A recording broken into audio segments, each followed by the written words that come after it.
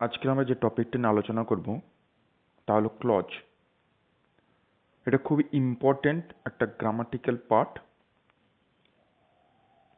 যেটা সম্বন্ধে clear conception না থাকলে কিন্তু বাক্যের কনস্ট্রাকশনের ক্ষেত্রে অসুবিধার হবে। এবং বিশেষ করে 9 থেকে যে ট্রান্সফরমেশনটা রয়েছে, অর্থাৎ সিম্পল কমপ্লেক্স কম্পাউন্ডের যে চেঞ্জগুলো করতে হয়, যদি ক্লজ সম্বন্ধে ক্লিয়ার কনসেপশন না থাকে তাহলে কিন্তু অসুবিধা হবে। তাই আজকের আমরা ক্লজ নিয়ে একটু আলোচনা করব, যেখানে আমরা জানবো ক্লজ কাকে বলে, ক্লজের বৈশিষ্ট্য কি, ক্লজের শ্রেণীবিভাগ ইত্যাদিগুলো নিয়ে আমরা উদাহরণ সহকারে ডিটেলে আলোচনা করব।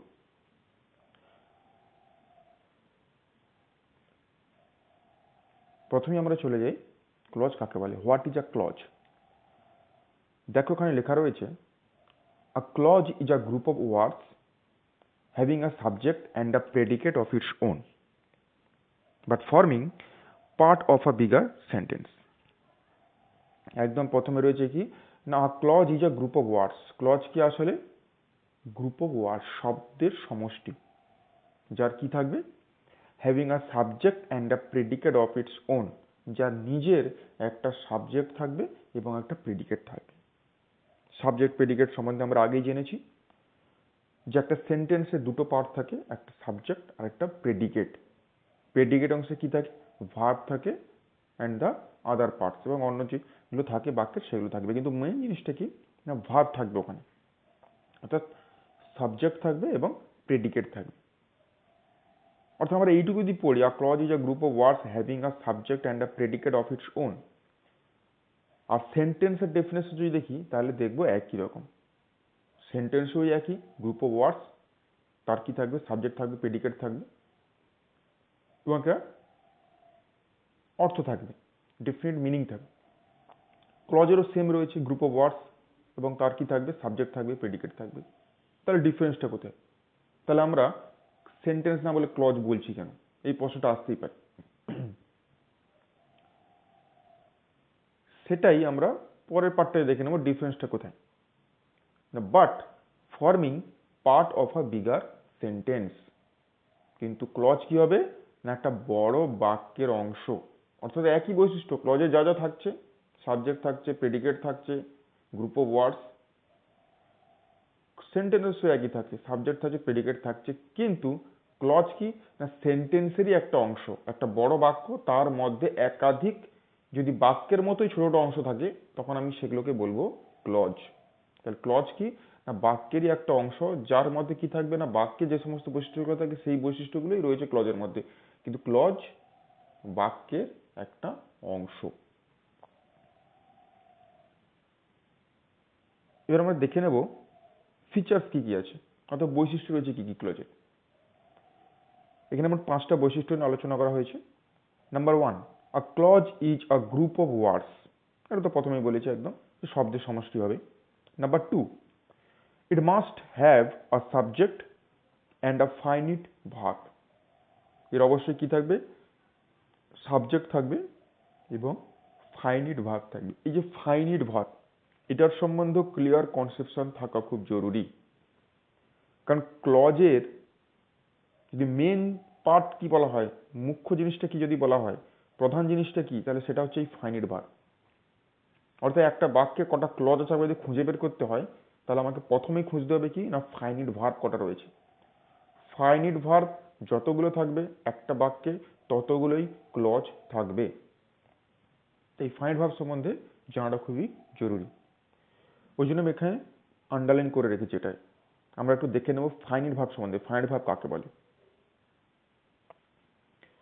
দেখো কি দেওয়া রয়েছে ফাইনিট ভার্ব না, ভার্ব যখন প্রেডিকেট অংশকে কমপ্লিট করে সেন্টেন্সকে সম্পূর্ণ করে, তখন তাকে ফাইনিট ভার্ব বা সমাপিকা ক্রিয়া বলে। অর্থাৎ এই ফাইনিট ভার্ব আরেকটা নাম হলো সমাপিকা ক্রিয়া, অর্থাৎ সম্পূর্ণ করে। কি করে না, প্রথমে আমরা জানি যে ভার্ব করে থাকে প্রেডিকেট অংশে থাকে। তো নিচে একটা এক্সাম্পল দেওয়া রয়েছে, দেখো বিদিশা নোজ ইংলিশ। এর সাবজেক্ট হচ্ছে বিদিশা আর প্রেডিকেট হচ্ছে নোজ ইংলিশ। এই নোজ হচ্ছে ভার্ব, প্রথমে কি করছে না, প্রেডিকেট অংশ অর্থাৎ নোজ ইংলিশ এইটাকে পূর্ণ করছে, করে পুরো বাক্যটাকে সম্পূর্ণ করছে, বিদিশা নোজ ইংলিশ, এবং তার একটা অর্থ সম্পূর্ণ অর্থ প্রকাশ করছে, বিদিশা ইংরেজি জানে। এই সমস্ত ভার্বের কি হয় না, এরা বাক্যের যে সাবজেক্ট তার নাম্বার এবং পার্সন দ্বারা নিয়ন্ত্রিত হয়। অর্থাৎ এখানে দেখো বিদিশা নোজ ইংলিশ, এখানে ভার্বটা আসলে নো, কিন্তু এখানে ব্যবহার করা হয়েছে কি না নোজ। কেন করা হয়েছে না সাবজেক্ট বিদিশা বলি, অর্থাৎ সাবজেক্টটা থার্ড পারসন সিঙ্গুলার নাম্বার।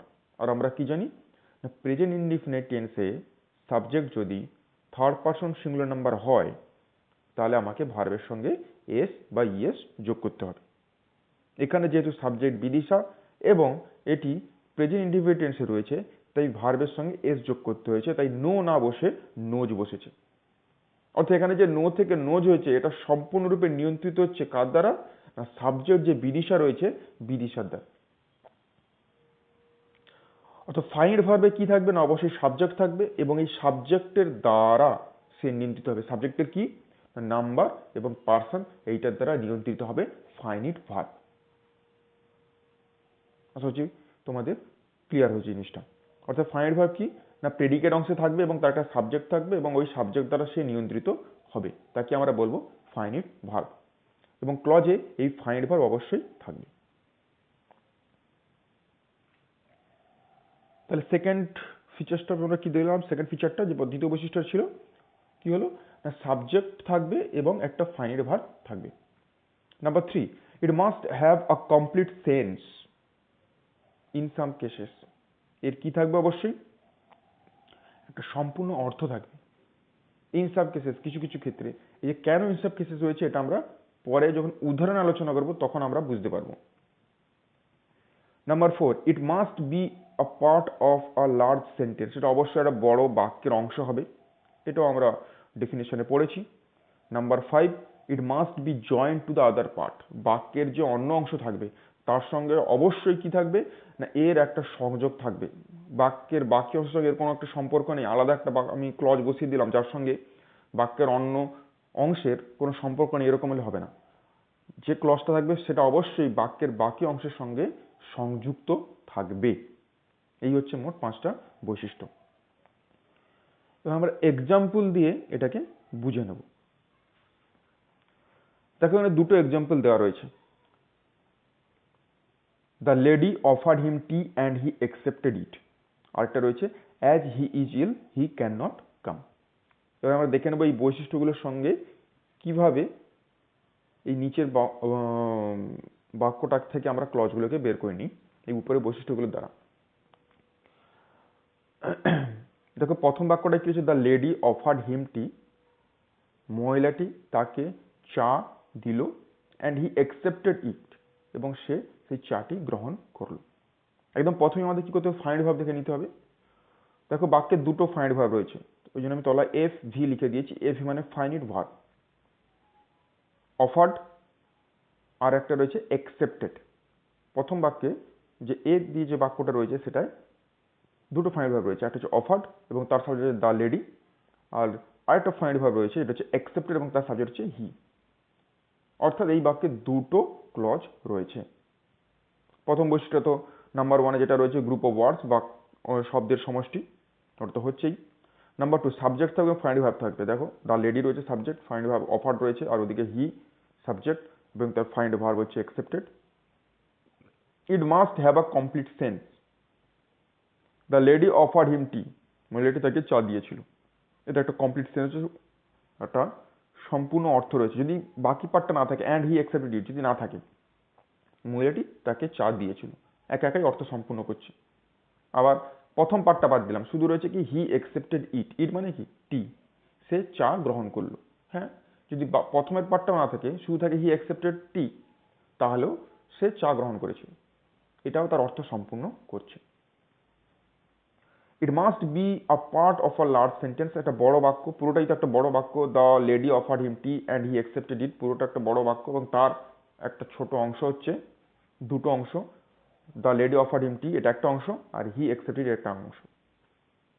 আর নাম্বার 5 কি বলেছে, it must be joint to the other part.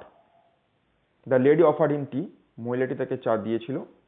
এই পার্টটি কি হয়েছে না অ্যান্ড দিয়ে বাক্যের বাকি অংশ অর্থাৎ হি অ্যাকসেপ্টেড ইট এর সঙ্গে যুক্ত রয়েছে। একইভাবে হি অ্যাকসেপ্টেড ইট এই পার্টটা কি হয়েছে না বাক্যের যে প্রথম অংশ the lady offer him tea and দ্বারা বাক্যের প্রথম অংশের সঙ্গে সংযুক্ত রয়েছে। দুটো কিন্তু আলাদা নয়, অ্যান্ড দিয়ে দুটোর সঙ্গে যোগ রয়েছে। এক্সাম্পল বি তে দেখো as he is ill he can not come, যেহেতু সে অসুস্থ সে আসতে পারেনি। একইভাবে এখানেও রয়েছে শব্দের সমষ্টি অ্যাজ হি ইজ ইল, এখানে ফাইনাল ভার্ব হচ্ছে ইজ এবং তার সাবজেক্ট হচ্ছে হি। আর সেকেন্ড পার্টে he can not come final verb এবং তার সাবজেক্ট হচ্ছে হি। এইখানে দেখো নাম্বার 3 তে যে ব্র্যাকেট হচ্ছে in some cases complete sentence in some cases, কিছু কিছু ক্ষেত্রে সম্পূর্ণ অর্থ প্রকাশ করতে পারে না, কেন সেটাই এক্সাম্পল হয়েছে এখানে। প্রথম দেখো এর সেকেন্ড পার্টটা হি ক্যান নট কাম, সে আসতে পারে নি। যদি প্রথম পার্টটা বাদ দেই অ্যাজ হি ইজ ইল, সে আসতে পারেনি, অর্থ সম্পূর্ণ করছে। কিন্তু যদি ফার্স্ট পার্টটা আমি দেখি অ্যাজ হি ইজ ইল, যেহেতু সে অসুস্থ, যদি সেকেন্ড পার্টটা না থাকে হি ক্যান নট কাম, শুধু যদি থাকে অ্যাজ হি ইজ ইল যেহেতু সে অসুস্থ, তাহলে কিন্তু এর অর্থ সম্পূর্ণ হচ্ছে না। It can not make a complete sense. এর অর্থ তাই বলে কি সম্পূর্ণ নয়? অবশ্যই সম্পূর্ণ। কিভাবে? যখন এর সেকেন্ড পার্টটা রয়েছে, এর সঙ্গে যদি সেকেন্ড পার্টটা হি ক্যান নট কাম যুক্ত থাকে তাহলে কিন্তু এর অর্থ সম্পূর্ণ হচ্ছে। কিন্তু যদি সেকেন্ড পার্টটাকে আমি সরিয়ে নিই তাহলে কিন্তু এর অর্থটাকে সম্পূর্ণ করতে পারছে না এ নিজে। সেজন্য ওখানে ব্র্যাকেটে লেখা হয়েছিল ইন সাম কেসেস, অর্থাৎ কিছু কিছু ক্ষেত্রে সম্পূর্ণ করছে, কিন্তু এই যে হি ক্যান নট কাম এ কিন্তু একা একা সম্পূর্ণ করছে। আর 4 নম্বরে তো বড় বাক্য, তার অংশ দুটো হচ্ছে, একটা হচ্ছে অ্যাজ হি ইজ ইল আর একটা হচ্ছে হি ক্যানট কাম, আর দুটোই সংযোগ রয়েছে একে অপরের সঙ্গে। অর্থাৎ যে 5টা বৈশিষ্ট্য রয়েছে ক্লজের, সেই 5টা বৈশিষ্ট্য দ্বারা আমরা এই দুটো এক্সাম্পলকে এক্সপ্লেন করলাম। আশা করছি এবারে তোমাদের বাক্য থেকে ক্লজ খুঁজে বের করতে কোনো অসুবিধে হবে না। এখানে আমরা দুটো করে এক্সাম্পল দিয়েছি, অর্থাৎ একটা বাক্যে দুটো ক্লজ, দুইয়ের বেশিও ক্লজ থাকতে পারে। এবং সেখানে আমাদের অবশ্যই কি করে নিতে হবে, আগে ফাইন্ড ভার্বটা খুঁজে বের করে নিতে হবে এবং তারপরে তার সাবজেক্ট কোনটা হচ্ছে এবং তার ভার্বের সঙ্গে আর কোনটা দিলে তার প্রেডিকেট অংশটা কমপ্লিট হচ্ছে, এইরকম করে আমাকে কি করতে হবে, এক একটা ক্লজ খুঁজে বের করতে হবে এবং কোনটার সঙ্গে কিভাবে যোগ রয়েছে সেটাকে আমাদের খুঁজে বের করে আমাদের কি করতে হবে না ওই ক্লজগুলোকে আলাদা আলাদা করে নিতে হবে। এবারে আমরা চলে যাব ক্লজের ক্লাসিফিকেশন অফ ক্লজ, অর্থাৎ ক্লজের শ্রেণী বিভাগে চলে যাব। আগে আমরা একটা উদাহরণ নিয়ে আলোচনা করে নেব, তাহলে কিন্তু আমাদের ডেফিনেশনগুলো যদি তাহলে আমরা ডেফিনেশনগুলো নিজেরাই তৈরি করে নিতে পারবো যে কাকে বলছে। দেখো এখানে একটা এক্সাম্পল দেওয়া রয়েছে ওপরে, I saw a girl who was dancing, আমি একটা মেয়েকে দেখেছিলাম যে নাচছিল। দুটো বাক্যতে আমি দুটো রং ব্যবহার করেছি, একটাতে নীল আর একটা একটু গেরুয়া টাইপের ব্রাউন টাইপের রয়েছে। দেখো আই শ এ গার্ল, আমি একটা মেয়েকে দেখেছিলাম, হু ওয়াজ ডান্সিং, যে নাচ করছিল। প্রথম পার্টে দেখো স ফাইন্ড ভার্ব রয়েছে আর সেকেন্ড পার্টে ওয়াজ ডান্সিং রয়েছে, তার মানে নিশ্চয়ই বাক্যে দুটো ক্লজ রয়েছে, অর্থাৎ দুটো পার্টে আমি ভাগ করে নিয়েছি। আই শ এ গার্ল, আমি একটা মেয়েকে দেখেছিলাম, আর একটা পার্ট হচ্ছে হু ওয়াজ ডান্সিং, যে নাচ ছিল। ফার্স্ট পার্টে তো কি লেখা আছে না আমি একটি মেয়েকে দেখেছিলাম, এইটুকু বললে তো অর্থ প্রকাশ পায়, আর কিছু বলার প্রয়োজন হয় না। ক্লজটি নিজের মিনিং নিজেই প্রকাশ করতে পারে, তাই ক্লজটি হলো স্বাধীন বা ইন্ডিপেন্ডেন্ট ক্লজ। অর্থাৎ এই যে পার্টটা রয়েছে আই শ এ গার্ল, আমি একটি মেয়েকে দেখেছিলাম, যদি পরের পার্টটা না থাকে হু ওয়াজ ডান্সিং, এই পার্টটা নেই ধরে নাও, শুধু নীল কালিতে যতটুকু লেখা রয়েছে ততটুকুই রয়েছে, আই শ এ গার্ল, আমি একটি মেয়েকে দেখেছিলাম, তাহলে কিন্তু এই বাক্যটার অর্থ সম্পূর্ণ হয়ে গেছে। এই কারোর উপর নির্ভরশীল নয়, বা বাক্যের বা যদি পরের অংশ নাও থাকে তাহলেও কিন্তু এর কোনো অসুবিধা হচ্ছে না। এর অর্থ প্রকাশ করার জন্য পরেরটা অংশের দরকার পড়ছে না। অর্থাৎ এই বাক্যটি আমরা বলতে পারি কি, বাক্য মানে এই ক্লজটি আমরা কি বলতে পারি না সম্পূর্ণরূপে স্বাধীন, অর্থাৎ ইন্ডিপেন্ডেন্ট। সেই জন্যই আমরা এই ধরনের ক্লজকে বলবো স্বাধীন বা ইন্ডিপেন্ডেন্ট ক্লজ। এটাকে আরো দুটো নাম বলা হয়, মেন ক্লজ বলা হয়ে থাকে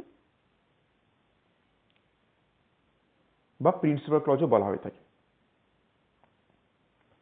আর সেকেন্ড পার্টটা কি রয়েছে দেখো, হু ওয়াজ ডান্সিং, যে নাচছিল। যেহেতু শেষে কোশ্চেন মার্ক নেই তাই এটা কে নাচছিল হবে না, যেহেতু ফুল স্টপ তাই এটা হবে হু ওয়াজ ডান্সিং, যে নাচছিল। যে নাচছিল তাহলে তো অবশ্যই প্রশ্ন আছে কি না কে নাচছিল।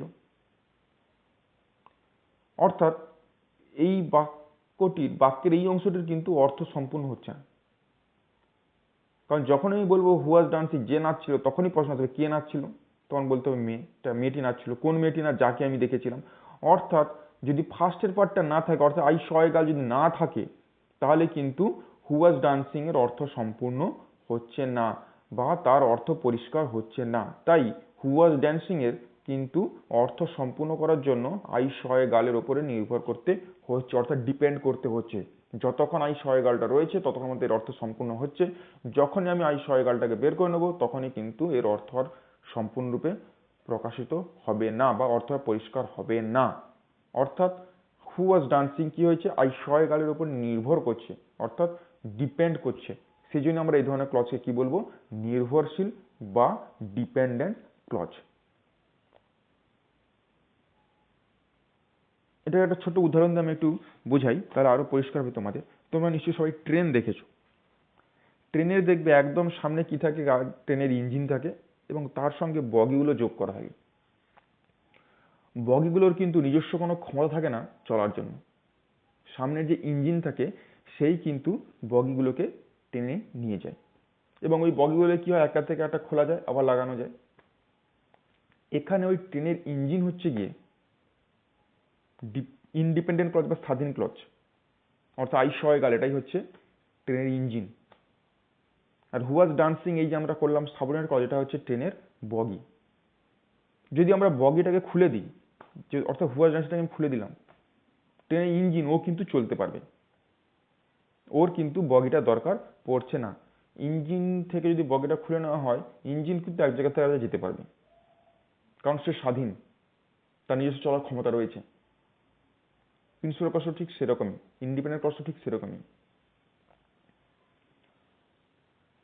কিন্তু হু ওয়াজ ডান্সিংটা কি, বগিটা কি না, যতক্ষণ পর্যন্ত ওটা ইঞ্জিনের সঙ্গে যুক্ত অবস্থা রয়েছে ততক্ষণ পর্যন্ত অস্তিত্ব রয়েছে, ততক্ষণ পর্যন্ত চলতে পারছে। কিন্তু যখনই ওই ট্রেনের ইঞ্জিন থেকে তার বগিটাই খুলে নেওয়া হবে তখনই কিন্তু আর ও চলতে পারবে না। অর্থাৎ বগি চলার জন্য ইঞ্জিনের উপরে নির্ভরশীল। ঠিক এই ক্লজটাও সেই রকম। এর অর্থ প্রকাশ করার জন্য, এর অর্থ সম্পূর্ণ করার জন্য কি হচ্ছে, প্রথম পার্ট অর্থাৎ আই শ এ গার্ল অর্থাৎ প্রিন্সিপাল ক্লজের উপর নির্ভরশীল। ঠিক যেভাবে একটা বগি ইঞ্জিনের উপর নির্ভরশীল, আমি বগিটাকে ইঞ্জিন দিয়ে খুলে নিলাম, ও আর চলতে পারছে না। ঠিক সেটা কিভাবে, হু ওয়াজ ডান্সিং কে আমি যদি আই শ এ গার্ল থেকে সরিয়ে নিই, এর অর্থ সম্পূর্ণ হবে না। আশা করছি তোমাদের ইন্ডিপেন্ডেন্ট ক্লজ বা স্বাধীন ক্লজ এবং ডিপেন্ডেন্ট ক্লজ বা নির্ভরশীল ক্লজের কনসেপ্টটা ক্লিয়ার হয়েছে। এবারে আমরা এর বৈশিষ্ট্যগুলো একটু দেখে নেব, যে ডিপেন্ডেন্ট ক্লজ বা প্রিন্সিপাল ক্লজের বৈশিষ্ট্যগুলো কি কি রয়েছে আর সাবঅর্ডিনেট ক্লজ বা ডিপেন্ডেন্ট ক্লজের বৈশিষ্ট্যগুলো কি কি রয়েছে। দেখো এখানে ক্লজকে দুই ভাগে ভাগ করা হয়েছে, দুই দিকে। একটা হচ্ছে ইন্ডিপেন্ডেন্ট ক্লজ বা তাকে আরেকটা নামে বলা হয় মেন ক্লজ, বা আরেকটা হয় বলা হয় প্রিন্সিপাল ক্লজ, এবং বাংলায় বলা হয় স্বাধীন ক্লজ।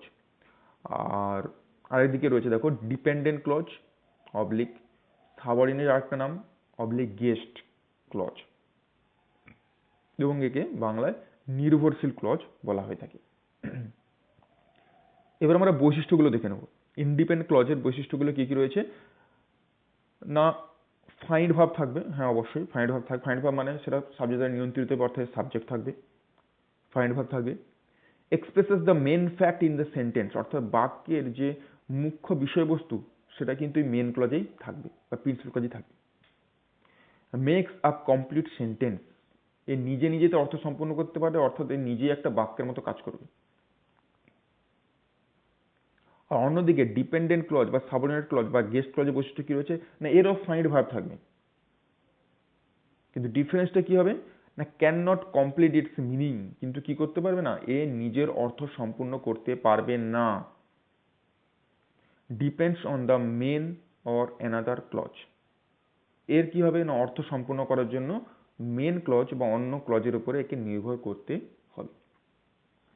অর্থাৎ যেগুলো আমরা আগের এক্সাম্পলে আলোচনা করলাম ওইগুলো এখানে আলাদা করে একটু দেওয়া রয়েছে। এবারে আমরা আশা করছি তোমাদের ক্লজের কনসেপ্টটা ক্লিয়ার হয়েছে। আমরা আরও দুটো এক্সাম্পলকে আলোচনা করে নেব, যাতে আমাদের যেটা শিখলাম সেটা রিভাইজ হয়ে যায় ঠিক ভালোভাবে। দেখো দুটো এক্সাম্পল দেওয়া রয়েছে।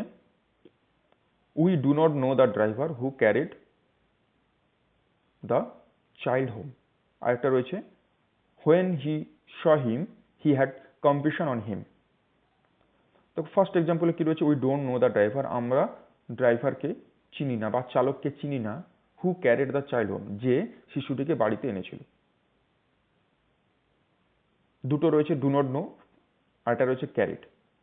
ডু নট নো সাবজেক্ট হচ্ছে উই, আর এখানে ক্যারিডের আগে রয়েছে who. We do not know the driver, এটা একটা অংশ, আর একটা অংশ হচ্ছে who carried the child home. We do not know driver, আমরা ড্রাইভারকে চিনি না বা চালককে চিনি না, অর্থাৎ এ তার অর্থ সম্পন্ন করছে, এ কারোর উপর নির্ভর করছে না, তাই এটা হয়ে যাবে ইন্ডিপেন্ডেন্ট ক্লজ বা স্বাধীন ক্লজ, বা যেটাকে মেন ক্লজ বা প্রিন্সিপাল ক্লজ বলা হয়ে থাকে। আর এটা কি রয়েছে হু ক্যারিড দ্য চাইল্ড, যে শিশুটিকে বাড়িতে এনেছিল, কে এনেছিল, অর্থাৎ এর অর্থ সম্পন্ন করতে গেলে আগের অংশে যে we do not know the driver এই অংশের উপর নির্ভর করতে হচ্ছে, তাই এটা হয়ে যাবে ডিপেন্ডেন্ট ক্লজ বা সাবঅর্ডিনেট ক্লজ। একইভাবে when he saw him he had compassion on him. When he saw him, সে যখন তাকে দেখলো, he had compassion on him, তখন তার প্রতি তার সহানুভূতি হলো। এখানে দেখো প্রথমে কিন্তু হচ্ছে হোয়েন হি শ হিম, যখন তুমি তাকে দেখেছিলে, যখন সে তাকে দেখেছিল, যখন সে তাকে দেখেছিল, অর্থাৎ এই পার্টটার কিন্তু অর্থ সম্পূর্ণ হচ্ছে না। এখানে কিন্তু পরে যে পার্টটা রয়েছে হি হ্যাড কম্প্যাশন অন হিম, তার প্রতি তার সহানুভূতি হয়েছিল, অর্থাৎ এটা অর্থ সম্পূর্ণ করছে, নিজে নিজে অর্থ সম্পূর্ণ করছে, স্বাধীন, তাই এইটা হবে ইন্ডিপেন্ডেন্ট ক্লজ। অর্থাৎ পরের পার্টটা হি হ্যাড কম্প্যাশন অন হিম, এটা হবে ইন্ডিপেন্ডেন্ট ক্লজ। আর এর উপরে ডিপেন্ড করছে প্রথম পার্টটা হোয়েন হি শ হিম, যখন সে তাকে দেখেছিল, এটা হবে ডিপেন্ডেন্ট ক্লজ। এর অর্থ সম্পূর্ণ করার জন্য প্রথম পার্টের উপরে ডিপেন্ড করতে হচ্ছে। এটা কিন্তু খেয়াল রাখতে হবে, ইন্ডিপেন্ডেন্ট বা স্বাধীন ক্লজ মানে সবসময় বাক্যের প্রথমে বসবে তা কিন্তু নাও হতে পারে, ওটা কিন্তু বাক্যের মাঝে থাকতে পারে বা শেষে থাকতে পারে বা পরে থাকতে পারে। এই হচ্ছে গেল মোটামুটি মেন দুটো যে ভাগ ক্লজের, প্রিন্সিপাল ক্লজ আর সাবঅর্ডিনেট ক্লজ। এছাড়াও আরেক ধরনের ক্লজ রয়েছে, সেটা হচ্ছে কোঅর্ডিনেট ক্লজ।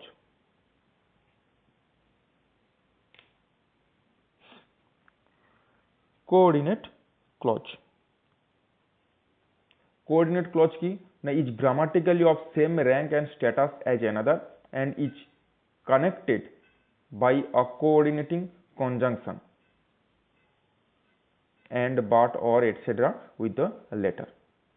এখানে কি বলছে কোঅর্ডিনেট ক্লজটা কি না, একই র্যাঙ্ক বা স্ট্যাটাসের অর্থাৎ একই মর্যাদার দুটো ক্লজ যখন একে অপরের সঙ্গে সংযুক্ত হয় কিসের দ্বারা না কোঅর্ডিনেটিং কনজাংশন, সেগুলো কোনগুলো না অ্যান্ড বাট অর, এইগুলো দিয়ে যখন দুটো একই মর্যাদার ক্লজ অর্থাৎ দুটো স্বাধীন ক্লজ, দুটো প্রিন্সিপাল ক্লজ একে অপরের সঙ্গে অ্যান্ড যুক্ত হচ্ছে, তখন সেটাকে আমরা বলবো কোঅর্ডিনেটিং কনজাংশন। যেমন এক্সাম্পল দেখো, ইট রেইনড হেভিলি, প্রবল বৃষ্টি হচ্ছিল, and we could not go out, এবং আমরা বাইরে যেতে পারলাম না।